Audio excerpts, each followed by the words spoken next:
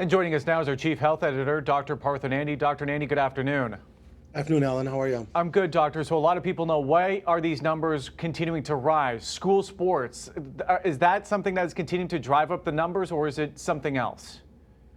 I think, Alan, that's part of the answer, right? So cases over the last 5 weeks have increased for kids between the ages of 10 and 19, 301 new and ongoing outbreaks linked to K through 12 schools. And teen sports, right, are definitely in a hot spot right now for the virus. And that's why Michigan has now mandated that all teen student athletes get tested on a weekly basis, but we can't blame everything on the kids. Michigan, Alan, has 35 outbreaks connected to long-term care facilities, 29 outbreaks linked to child care programs, plus 43 in manufacturing, and another 27 outbreaks connected to retail stores. Now, why is there so much spread? Well, we know that people have this pandemic fatigue, and that means that people are just sick of, doing what we need to do to get beyond the virus. They're just sick of it because it's been so long. Number two, families traveling during spring break just happened, and people gathering and moving about more. And of course, remember the variant that we saw from Britain, B.1.1.7. Unfortunately, Michigan has the second most recorded cases of B.1.1.7, the very contagious variant in the U.S.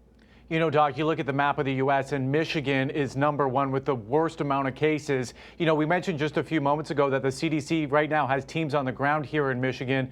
What do you think about that? I love it. I think that they're going to help with a lot of stuff that's happening here. First, they're going to assess the outbreaks and see what's happening, first of all, in the correctional facilities. They're also going to try to see what's behind the surge in the numbers.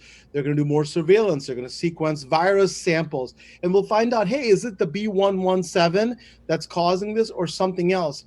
Plus, the CDC is also working on getting more testing in youth sports. All this is in hopes to be able to catch those who are infected and get them isolated so we see less spread in the community, which is the goal. Doc, new research found 1 in 3 COVID-19 survivors were actually diagnosed with a psychiatric disorder or neurological condition. Can you tell us what doctors found?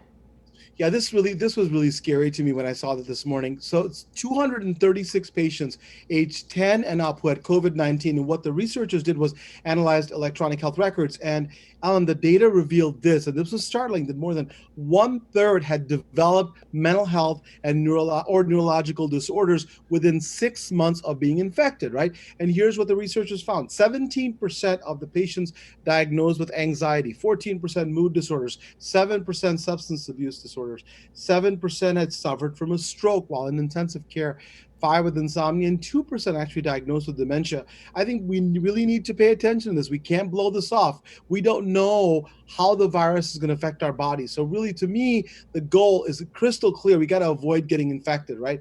Don't let pandemic fatigue or the warm weather be an excuse to stop doing what we know we need to do. So continue to mask up, continue to social distance, avoid crowds, get vaccinated. We're seeing the numbers go up. We don't need to get this worse for people to get the idea. Please do it and get vaccinated if you can, please. I think that'll really help us get beyond it. So we'll get more information and give it to you as it comes, Alan. Yeah, absolutely. Some important information. Dr. Nandi, thank you so much for joining us. We appreciate it.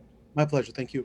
And folks, remember, if you do have a coronavirus question for the doctor, you can email him, Dr. Nandi, at askdrnandi.com, or send it to us on Facebook or Twitter.